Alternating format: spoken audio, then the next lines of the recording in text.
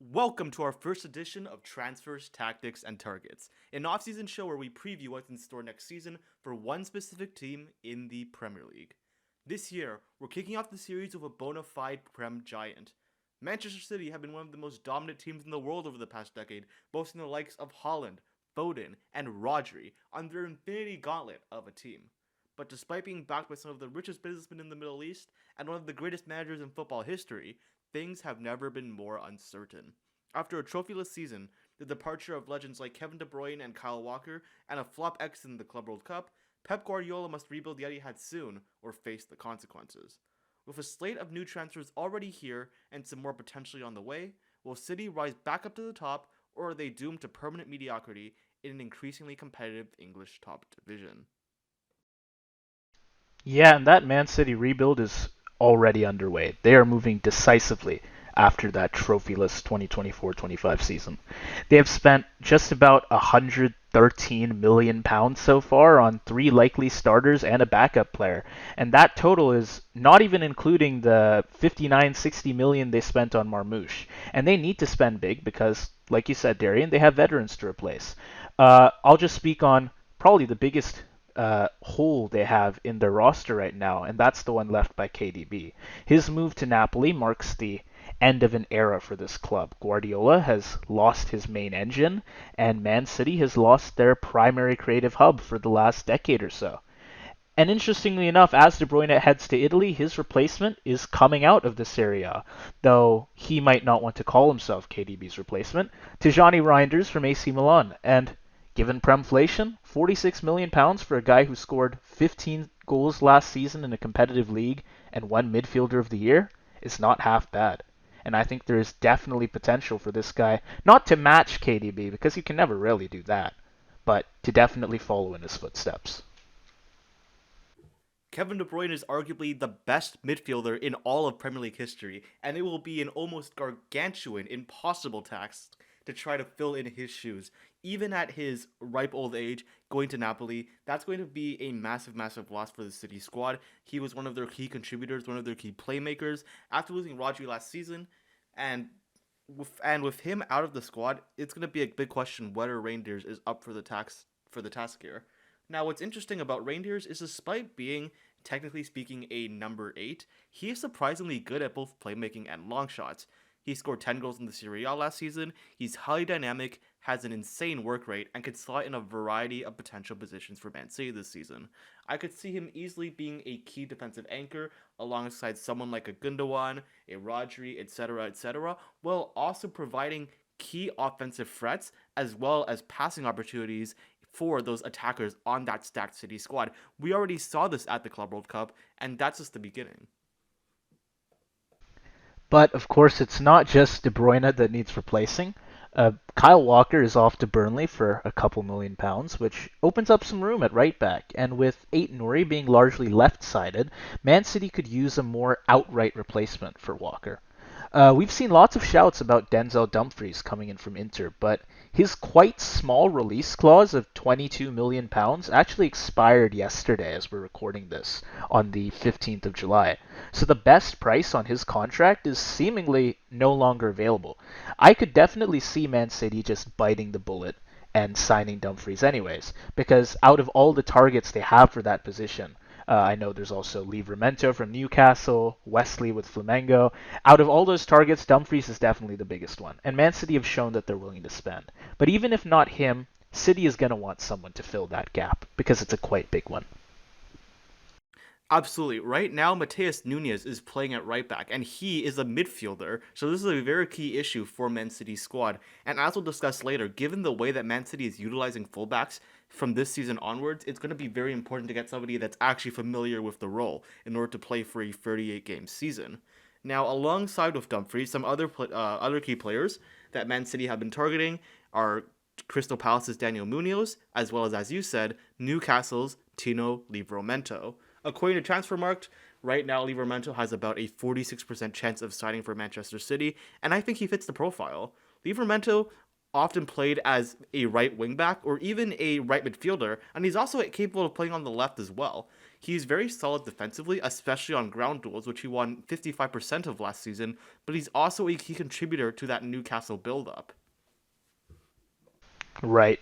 So, despite these veteran players who have had great impacts on City now leaving the team all around the same time, and there are other players that could leave as well, which we will mention later, there are definitely good replacements in the running for them, and I see a lot of potential in these transfers.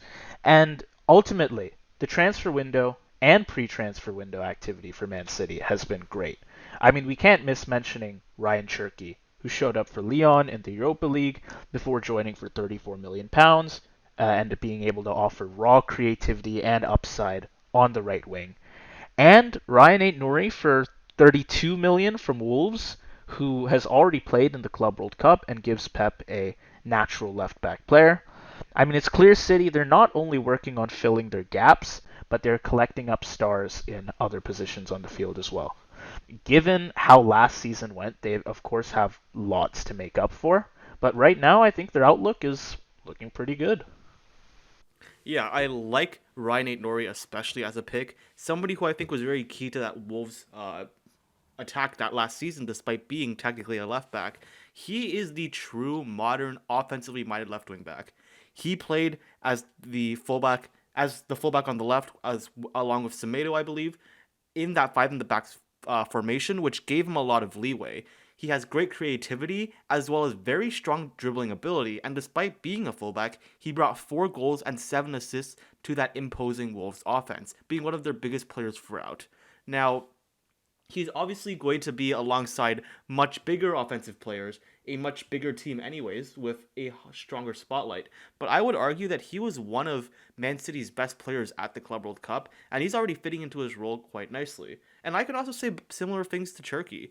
He is arguably also going to be part of that replacement for Kevin De Bruyne in a sense, even though he's more of an offensive midfielder or even a winger potentially.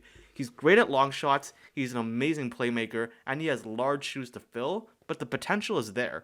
8 goals and 11 assists in Liga last season, a great start at the Club World Cup, including that amazing pass to Phil Foden, showing just how good his playmaking and passing ability is, and I see plenty of potential here. Right. There's lots of star power swirling around this Man City team. But while most of the headlines have focused on Reijnders, Cherki, Aït-Nouri, I do want to mention a quieter but nonetheless clever move that City have made, which is picking up Marcus Bettinelli on a free.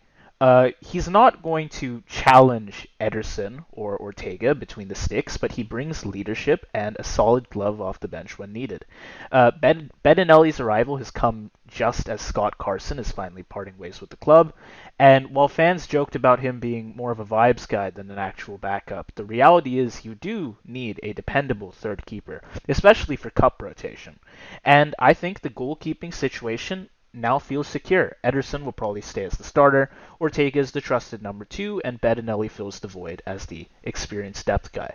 And I think it's just a good showcase of how Man City is not focusing just on the big star players that could potentially get them lots of revenue, new fans, and whatnot, but also these smaller positions that might not always come up, but they could have crucial roles to play when the times get tough.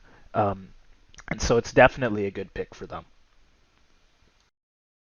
I'll be honest, I don't think that this Marcus Bettinelli pick is all that much of an important transfer. I don't really think he's going to be that big of a deal.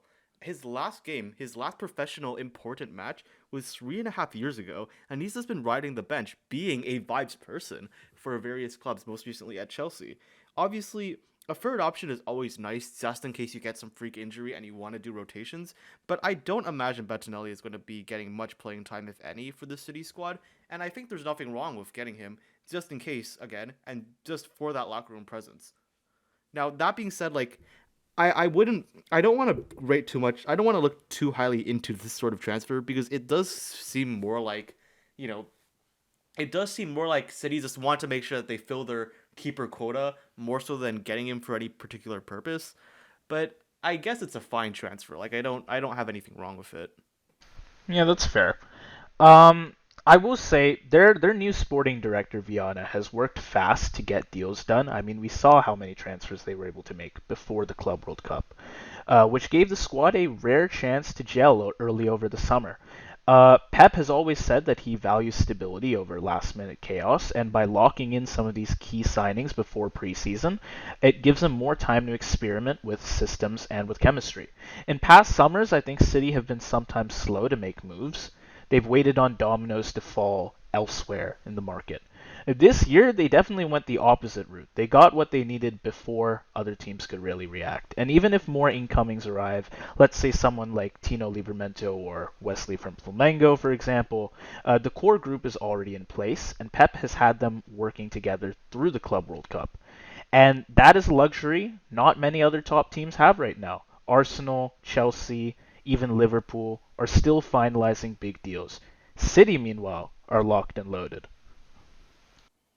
I do, to be fair though, not to be a Debbie Downer yet again, I do think a large part of that was the Club World Cup. I do think that City were seeing that as an opportunity to experiment with new players and build tactics, which is why I think we basically saw City play a different way in all four of those Club World Cup matches. There isn't that same pressure for like the Liverpools, the Arsenals, but to give credit where credit is due, obviously that does free up space. They made good signings. It's not like this was out of desperation that they wanted to get it done as quickly as possible. I think these are key players that will clearly help the squad coming into next season. However, as Liverpool continue to sign more players, as Arsenal, Newcastle, etc., keep making big moves, it will be curious to see whether or not City will regret getting in as early as they did. Yeah, that's a fair point. I think they're really the only big team that has made this many moves this soon. And like you said, they did have Club World Cup to worry about, which most teams did not. I mean, Chelsea was there. Chelsea's got a massive roster, so I doubt they really had to worry about that. Liverpool wasn't playing, um, so they can just buy out all of Leverkusen's roster without a care. Um, Beyond the players coming in, though, there are a lot of names being considered for exits as well. I know Calvin Phillips, James McAtee are both expected to leave, either permanent or on loan. But I think the big talking point is Jack Grealish's future. He wasn't included in the Club World Cup squad, of course, and with injury issues and some inconsistent form, there's a growing feeling this could be the end of the road for him at City. I've certainly seen a lot of transfer news as of late. John Stones is also facing an uncertain summer, and while it'd be a big call to move him on, his injuries and lack of rhythm have probably made City more open to listening to offers. You've also got the younger guys. We've got Oscar Bob, Vitor Reis, who aren't guaranteed a role, but they could be great make weights in bigger deals or could be sent off on loan. But I think the theme this summer is clear: get leaner, get faster, and reshape the squad around Pep's next evolution. There's still time to get things done, and they've already cleared a lot of the heavy lifting. So I don't think they have too much more work to do. I think with regards to this, the big elephant in the room right now is still that 115 charges that City is still dealing with. And I don't mean to bring this up yet again, but it is going to affect their transfer strategy. I don't think that anything is going to come up of that court case that keeps getting delayed forever and ever. But City probably will try to play it safe and not try to overspend too much in any given year. And with these new signings, with signings as well recently such as Kusanov, players like John Stones, like Jack Grealish, might not even really be needed anymore. Like, it feels like in the midfield and in the offense, City now have an A team, a B team, and a C team. So, for me, I think it would actually make a lot of sense to sell one or both of those players to free up space and sign that right back, or get even another player that would be helpful to their lineup without having to worry so much about the potential consequences for FFP rules or anything like that. Yeah, that's a fair point, and I think if we're looking at people's positions on the field, we may as well just start with the tactics now, our second section. And I say let's start wide. This City rebuild, we're going to start it from the flanks. With Walker, of course, off to Burnley, I think Pep is completely rethinking the fullback structure because we have Ryan Aït-Nouri coming in, a true wide outlet. He brings blistering pace, confident 1v1 dribbling, and that trademark Wolves-style verticality. At $31 million, he could be the steal of the summer, honestly. He doesn't invert too much. Instead, he hugs the touchline and stretches the field, which creates space for midfielders to drift inside. And with him bombing down the left, we could see a shift back to some more natural overlaps. On the other side, Rico Lewis could get a run of games, but City, I think, clearly still want a more secure option at right back. Hence the push for Livramento, a more traditional fullback who still fits Pep's style. There's even talk of some makeshift options. If no new signing arrives, it's possible Mateus Nunes or Kusanov could get some runouts out there in rotation. And don't sleep on the effect that these transfers are going to have on the entire shape. By keeping some players out wide, City can open up inside lanes for Reijnders, Rodri, and Cherki to operate with more space and unpredictability. In short, the fullback play is going to feel less positional playbook and a bit more expressive this season, and we could see some more magic from City, not the kind of textbook play that we have unfortunately expected from Guardiola in the past couple of seasons. Yeah. Now, obviously, the way they're going to tactically set up from the flanks is going to depend on whether they play Mateus Nunes, Rico Lewis, or someone else that they sign in the transfer window. Now, for the remainder of what I have prepared, I'm going to make the assumption that they do go ahead and sign Livramento. I think that signing just makes a lot of sense for the type of fullback structure that City are planning on playing. Playing super wide, getting them to be super attacking, and giving more space for those attackers, for those wingers, I should say. So there's going to be a strong emphasis, obviously, on pushing back fullbacks, and that will create two pairings. One is going to be Livramento and Livramento as well as the right winger, possibly Cherki or Savinho, as well as Aït-Nouri and Doku. Now, with Aït-Nouri specifically, he loves to hug the touchline, as you were saying, and my anticipation of that is that it's going to give Doku a lot more space to cut inside, play more as an inverted winger, and play more centrally, and with his blistering pace, his dynamism, and his ability to cut in, I think he could potentially have a breakout season. Doku's main weakness, in my opinion, is his finishing, but with this new role he's going to have, he's a young player. He's going to adapt and grow under under the amazing training facilities, coaches, etc., that City have. So I think we could potentially see a breakout season for him. And if you have someone like Livramento, who despite being a right wing back, despite being someone who's willing to push forward, he somewhat similarly to Aït-Nouri, is also not somebody who likes to cut in too much and be an inverted fullback. So I think the same effect we could have potentially for Savinho, or my personal pick for who should be the right winger, Ryan Cherki. Ryan Cherki also can play centrally. He's great at it. He's already really good at long balls. He's already good at cutting in, dribbling, and finishing, and so that could potentially be good for him as well. I mean, man, so many of the players you're mentioning there are transfers that have just come in this window. I think it is that's really telling, honestly, how big some of these changes are, how big the potential is for changes in tactics from what we've seen the past couple of seasons from Pep. The biggest change I would say is in midfield. Losing Kevin De Bruyne means losing the guy who made everything tick. The late runs, final pass, the calm under pressure, gone. He's not ever someone you could truly replace. But Reijnders is there. Like I said before, he's the midfielder of the year in Serie A, and he is an all-action left-footed presence who can drive with the ball or pick runners out from deep. And he gives Pep a rare midfield hybrid, someone who can play both as a deep pivot or as a box-crashing number 8. And after De Bruyne's exit, that flexibility is gold.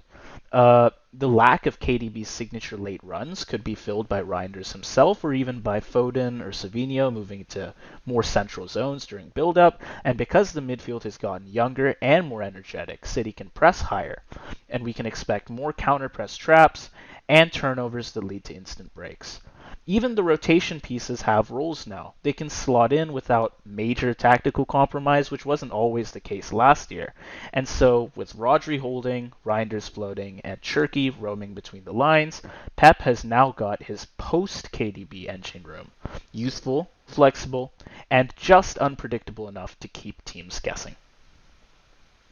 Yeah, I just wanted to point out real quick before I made my point. I think it's quite funny that Reijnders won midfielder of the year in Serie A, while the Serie A player of the year was another midfielder. But anyways, Good point. yeah, isn't that a little weird to you? Anyways, I think what's interesting about Reijnders, right? As a defensive midfielder, somebody who's going to push up a lot, that's going to be adding a lot of attacking presence to that Man City squad. And I think that really potentially fixes at least one of the key issues that they had. Like, I'm thinking how many times this season in the Premier League, they'll play like a mid-table squad, and then like 80% of the game will just be them in the final forward. In the final third, they'll have like 8 players just crowded around the box. They'll just keep passing it to each other, but they won't be able to find that passing lane to free up, I don't know, Haaland or Doku or whatever and score that goal. That's why City struggled so much this season, I think, against a lot of mid-table teams, especially away from home.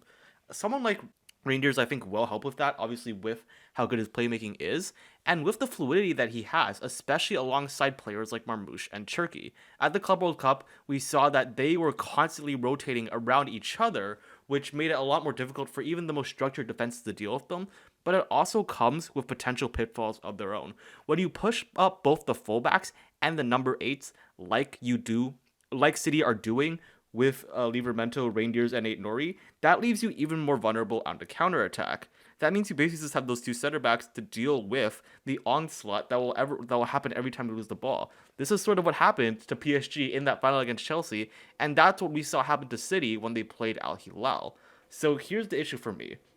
In my opinion, with this new attacking style for City, they're going to have to figure out a way to keep that defense solid. And if you have someone like Reijnders that's going to be pushing up, I think the only solution to make that viable for both the offense and defense is to have 2 number 8s. But luckily for Manchester City, a former Ballon d'Or winner has just gotten off his injury and will be coming back. In my opinion, Man City will be best suited if they play Reijnders and Rodri in that starting lineup both at the same time. Either one of those players is good enough to push forward and bring attacking flair to that midfield and to the offense. But if one of them at any given time is also staying back and able to transition with those center backs in case of a counterattack, it will make that team significantly more solid than they were last season. Man, I mean, I can't say much. I like your thinking. Maybe you should get a manager role somewhere. I will say though, like That's the next. This is the step in the career this ladder is I'm trying to this do is the here. first. This is one of the Yeah. steps. Yeah. On Listen, this is part of the process. Leicester City, give me a call after Cifuentes gets fired. Give me a call. Well, I mean, because we've looked at all the things that are changing, but you did mention Haaland, and Haaland is like one of the keystones here. One of the things that's not going to change. He will remain the focal point, I'm sure. But the question is, who is feeding him and how? The answer increasingly looks like Reijnders from deep and Cherki through the middle as well. One's going to push from behind, and the other will dance between the lines, but both are looking to slot it in for the big man.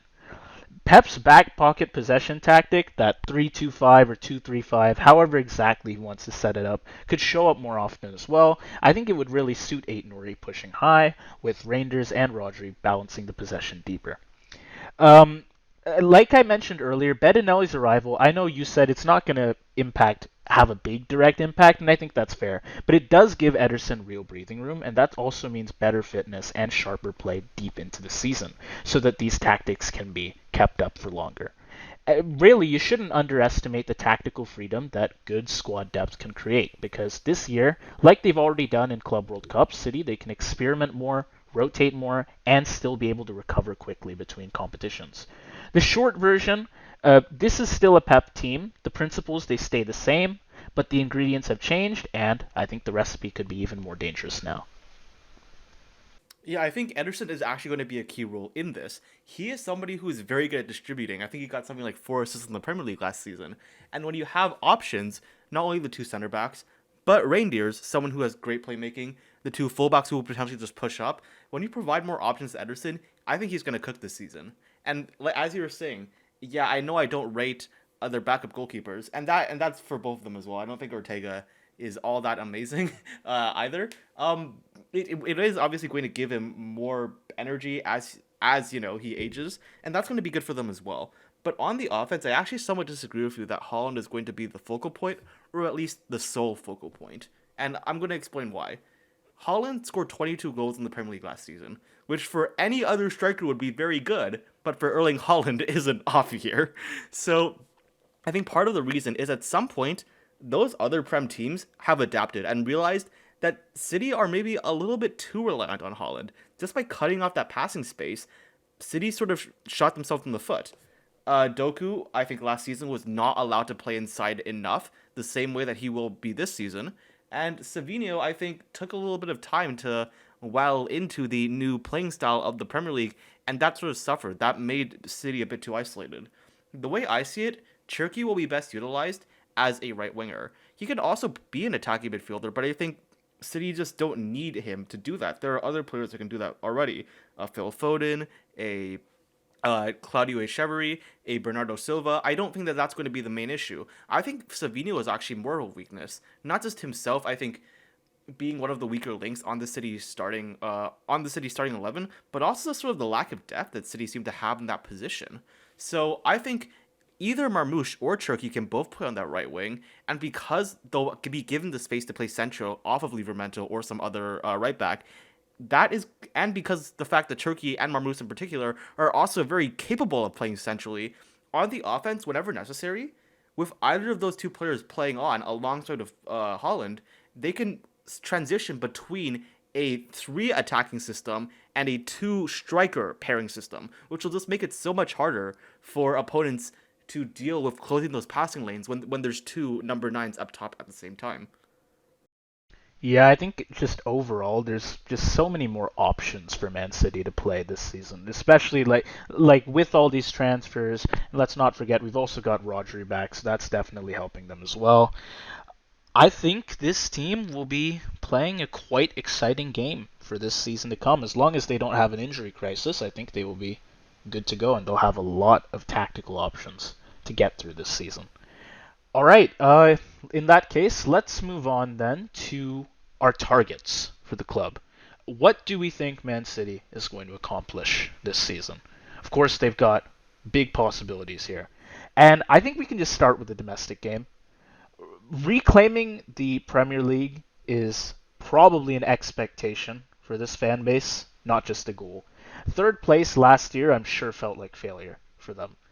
And unlike last season, they now have fullback reliability on both flanks. We've got Aït-Nouri here. And the midfield rebuild is also bold, but if Reijnders, Foden, Cherki, they hit the ground running, they could unlock 15, 20 extra goals just through that added dynamism. I will say City, I think they scored 80 something goals last season. It was like on the lower end. It might have been 82, 83. For their standards, that's pretty low. They'll be aiming to breach 90 again, even 100 if Haaland clicks. Of course, you said he wasn't going to be the center point, but we'll see how much he's able to score. And either way, they're obviously going to want to score I as want many us as to they make it can. clear. I don't think I think he will be a center point. I just don't think he'll be the only center point. Yeah. So, I mean, if they get off well to start the season, I think they could break 100 again. They definitely have the dynamism here to do it. Defensively, I mean, they have managed to concede fewer than 30 quite a few times, and I think they can definitely go for that again. I'd say that's probably the internal benchmark. And that's the Prem, of course, but we do have the Cups as well, FA and Carabao. And for Man City, really, with having a trophyless season last year, these are not just bonus trophies. They are crucial to restoring dominance domestically. I don't think Pep is going to toss these away because when when you've gone trophyless one season with a team this big, I think you are going to want to win as much as you can here.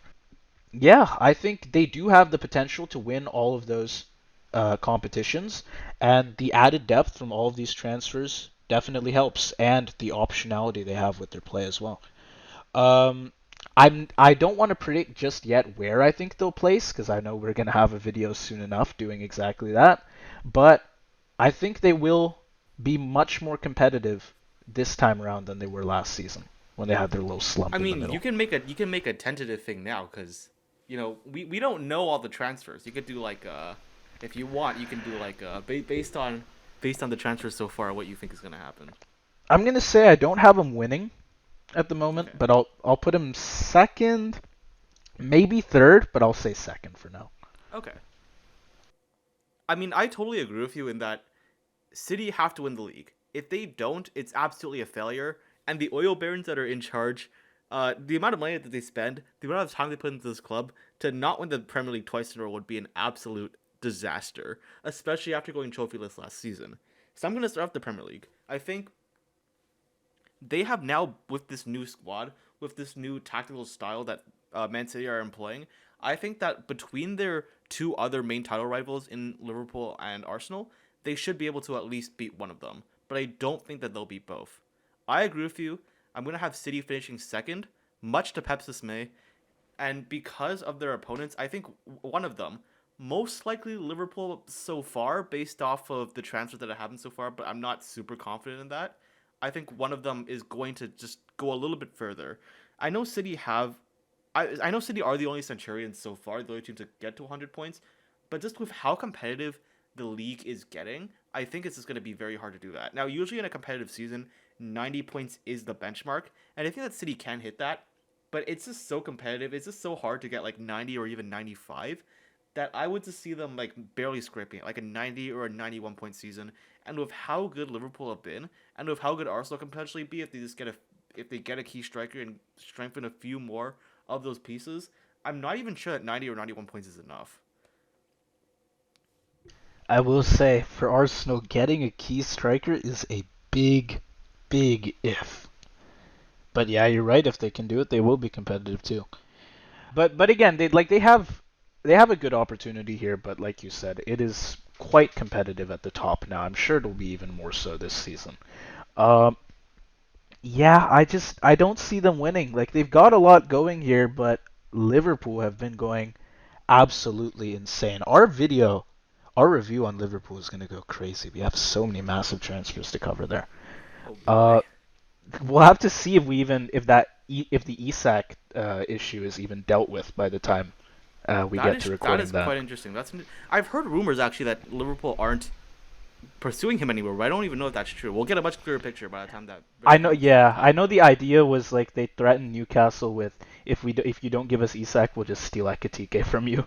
Yeah. It's interesting, and it could affect City as well for sure. But yeah, I think as strong as City's transfer window has been, I don't think it's quite strong enough, and I'm still gonna say someone else, and I'm gonna back my own team, Liverpool, to just win it Yeah, there you second go. time. Come on. Yeah. I mean, listen, Uh, I'm the neutral here, so I feel like, I feel like I was expecting you to do that, but right. As I if I'm gonna respect it. have I as if I'm agree. gonna have Arsenal winning the title, man. Yeah, I mean, well, shit, you never know, dude. You never know. Let's Hey not hate man, I on mean, I Mr. mean, Arteta. at least if City gets second, it is still a change of pace for them, right? That is true. That is true. At least Arsenal fans will not be finishing second, which I'm sure they're all praying for right now. After what, like 3 straight years. Uh, Mm. moving on to just domestic cups real quick though. Man City have been bounced out of the FA Cup in the finals twice in a row. Now, I don't think the Carabao Cup matters, despite what Kaibo's Kaibo. deranged, lunatic, uh, delusional, idiotic brain says. So, Man City are not going to care. But when you lose two FA Cup finals in a row, in the way that they did, that's got to be personal, man. Like, I think City are going to be super targeted on the FA Cup this year because that's at some point it gets a little bit embarrassing, and I think even though I don't have them winning the Prem, I think they'll win the FA Cup just because the other title teams I think still have less depth than City. Obviously, you guys are getting there, but I think you're still not at that level. And so while you guys might just zero in on the Prem, sort of how you actually did this season, I think City will be able to spread themselves out more and take advantage and win that FA Cup. yeah, I guess we're gonna have to sacrifice the FA Cup to Plymouth Argyle again. But yes, City I'm sure will take it seriously. I think they have knockout prowess for sure, and it is unfortunate that they have made the last three finals at Wembley and they have won one of those three. For a team as big as City, that is a bit disappointing. But yeah, I think for them it will be for sure the easier of the two competitions to win, and I can see them zeroing in on it. If maybe one competition starts to go wrong and they have to make a choice which one they're going to pick, they could definitely take the FA Cup, and I think they could quite easily win it. If we want to go to European aspirations, though, global aspirations, but mostly European, because it's basically just the Champions League we're looking at right now. Uh, this year it's make or break. I mean, we saw that 3-6 exit versus Madrid last season Yeah. after barely making it into the knockouts. Humiliating. Like, there's just no other word to describe it. Well, if you wanted to get out in the round of 32, Real Madrid's not a bad team to Yeah, that's true. For an expanded format, if you're gonna get knocked out early on, have it be to Real Madrid. Though PSG would have absolutely screwed them over, I guess, considering what they did to Madrid. Ah, I mean, okay, City, they're gonna at least want a semifinal this time, but final, I think, is the target. Anything less, right. and questions will be asked, especially with Pep nearing a decade at the club. And I don't think winning is necessarily the expectation. At least making it to the final will be. The City, their Club World Cup, it wasn't disastrous, but it did reveal some structural cracks, and this season's depth rebuild is going to aim to patch those up. If Ederson gets injured again, mid UCL run, like I said, Bedinelli isn't flashy, but he could be decently reliable. Like, I don't think City will be blindsided. So that's a good thing. Again, that depth making a difference. Aït-Nouri's overlapping runs could be critical in Europe. Wide players, they get more space, and City can look to exploit that with crossing and late runners. But really, the squad balance is key. We've got now a mix of youth and experience here. And like I've said before, Pep, he can switch formations mid-Europe. Don't be surprised if you see a 3-2-5 or more inverted midfield triangles in these tight away games. And we could see some close matchups, but I think they will definitely get quite far this time around. Yeah, I think that's fair. Now, here's the interesting thing about the Champions League, right? For this, while depth is important, it's no Prem, and unlike the Prem, there's a lot more competition. Every match is going to be difficult, especially when you get into the knockouts. Now, I would say that in a way, City are kind of plagiarizing the tactics of some of the bigger teams. Like I think right now, the general consensus is that PSG and Liverpool, I'm not going to say are clear, but are clearly better than Man City right now, even with these new signings. And I wonder where it is that they got these ideas to sign these inverted fullbacks and have dynamic midfielders and have inverted wingers come from. I wonder which other teams are doing that this season. Hmm. Intriguing. Intriguing. Interesting, isn't it? But Yeah. beyond those two, I think that City definitely see themselves as being able to stand up to anybody. And here's my question. Here's the way I see it. I think that Man City clearly have a boogeyman in the Champions League, and that is Real Madrid. No matter how good or bad of a season Real Madrid is having, whenever they face Man City, either Man City lose or they win the Champions League as a whole. So I think if they face Real Madrid at any point in the knockouts, they will not make it past them, no matter how good or bad of a season Real Madrid has this year. But if they are lucky enough to avoid them, then I think semifinals is actually perfectly reasonable. Well, what is with Man City and Madrid's toxic relationship, man? It's like LeBron and the Toronto Raptors. It's just terrorizing them Well, every season. Man City beat Madrid once. I don't They think they the do, yeah, Raptors they ever they beat do get through LeBron in a occasionally. playoff series. That's true. Toronto never makes it by.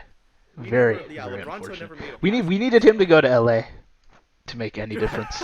yeah, shit. We needed Ah.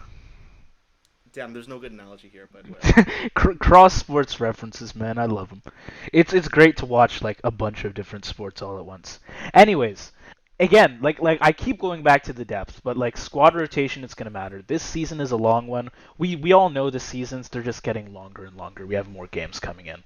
Players like Savinho, Oscar Bobbs, Calvin Phillips, if he sticks around, could have important roles to play across competitions, especially in midweek cups and heavy fixture periods, and that's also going to help them along with the generally more difficult competitions, like you said, the Champions League, where especially once you get to knockouts, every match is basically playing for your lives.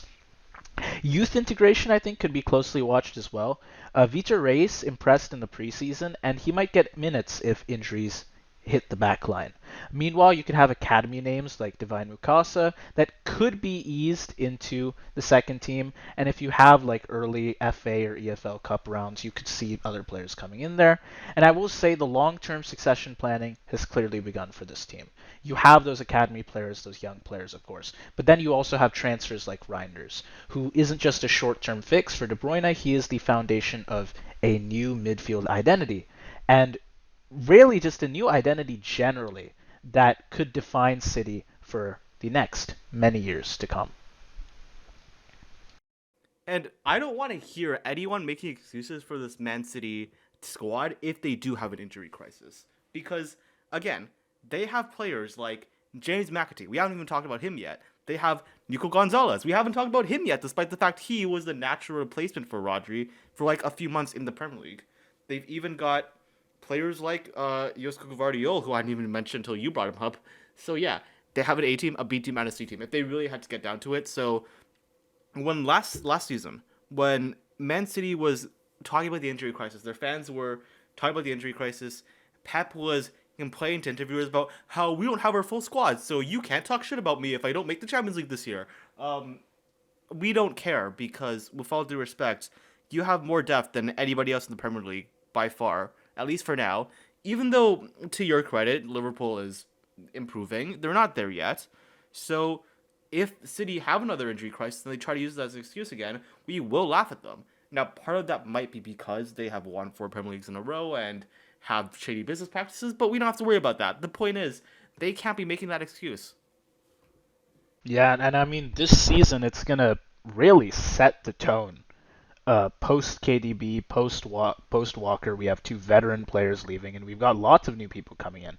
And whether this rebuild around players like Reijnders, Cherki, and as well Aït-Nouri, potentially Livramento if he comes in, whether all these big transfers work will largely determine if City remain a global power in the next 3 to 5 years or fall behind rivals like Madrid, Bayern, Liverpool, PSG, heaven forbid Arsenal. I mean, Pep's endgame is coming. I've seen a couple comments that this could be his final year. I think that's a bit much, but he does have to shape the squad for life after him. And this But season, okay, to be fair though, I think if they have another trophyless season, he is. oh yeah, no, if they don't win anything, then yeah, just kick him out at that Wait, point. did you But have them winning anything? I know I had them winning the FA Cup, but yeah, no, I'll take them winning FA, not oh, okay, Prem. okay, all I'll right, have them go like they won't at least get knocked out immediately in Champions League. right. I won't say they'll necessarily win it, but I don't think they'll be knocked out in an embarrassing fashion like super early on in the competition like they were here. Like you said, if he's trophyless, then absolutely get him out of there. But I'm just gonna say, like even still, this season is gonna be the first true glimpse at what that evolution might look like after Pep leaves. I'm gonna be watching out for sure for the Champions League. There will be some defining moments there. If City, like I said, make a deep UCL run, this project that they're working on gets some credibility. If they falter, you can expect more signings and a reshuffle next summer. And there's a lot that they need to make up for when it comes to like trophies. But winning, it's not all about trophies. There is also a culture element, and Pep has got to maintain that as best he can for whoever comes in after him, whether that be next season if he manages to get sacked or maybe in like a couple years' time. He's going to demand consistency from match day 1 because once standards slip, the drop off can be brutal, especially after already having one trophyless year. Success this season, I think, will mean being relevant in every competition. I don't think they have to win every competition, but if City they can enter April still fighting on all 3 fronts, Premier League, UCL, and at least one domestic cup, probably FA, then I think the rebuild has done its job. That is a fair point because it's not just will they finish first, second, third, but also will it stay close the entire time? And yeah, that's quite interesting because I'll be honest, I don't think it will be close. I kind of see, at least based on the way it's gone so far, for Liverpool to kind of just run away with it. To be quite honest with you, I mean, you strengthened your 2 weakest positions, then you broke the British transfer record, and you might be signing Isak, and you already won the Prem by as much as you did. I don't know. Yeah. And I mean, we kind of faltered towards the end of last season. Like, we could have But potentially that's kept because the lead you bigger. already won by then. Yeah, like, we had long So won it that at doesn't that even point. yeah. So So it's like, we could run away with it again. And I think that would not be a good look for City. But even if they can manage with Champions League and FA Cup, and they can keep competitive in those 2 competitions, I think it'll be an alright outcome for this project.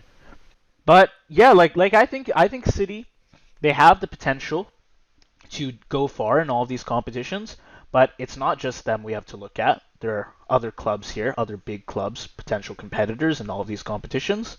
And I guess that's where our next couple episodes are going to come in, because this is just the start of this series. We're going to have a video for Liverpool, I'm sure.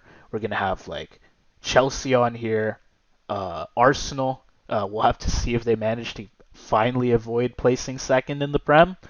Probably Tottenham, probably Newcastle, maybe even Man U if they manage to actually get something started in the transfer window. No, please don't stop. No. I heard they're signing Nicholas Jackson, so What? that just really Okay. shows you. You know, So- when you're putting in a serious bid to sign Nicholas Jackson, that tells you everything you need to know about the stability of your. So they'll get a cameo in the Chelsea video then, and I guess that's about it for them. Yeah, maybe. Sorry, Red Devil fan. Actually, why am I apologizing to you? I'm a Liverpool Yeah, fan. again, I should you not be did this doing ours the that. last time, but stop apologizing. I'm too Canadian for my own good, Oh man. my god. This is the CoDaKrew podcast. I mean, look at the channel description. We're just a bunch of Canucks, you know? That is true. Just doing our Well, thing. I think we're being too Canadian and not Canuck enough. Is the issue. I guess I have to be more aggressive in the next video. Sorry, folks. I said it again. No, stop. No, don't say that. Jokes. Okay, well, that's basically the conclusion of our first episode of this series. Transfers, tactics, targets. We've got all three, and we are going to be bringing all of that in, reeling it in for the next team as well. I don't know that we've necessarily decided who the next team is, I think. but have we? Do we want to announce it right now? Truly. Yeah, you want to announce it? Well, folks, we are going to be looking at the insane transfer window of the Reds, Liverpool, in our next video. Stay tuned for that. It'll be coming out in the next couple of days after this video, maybe in 3-4 days' time.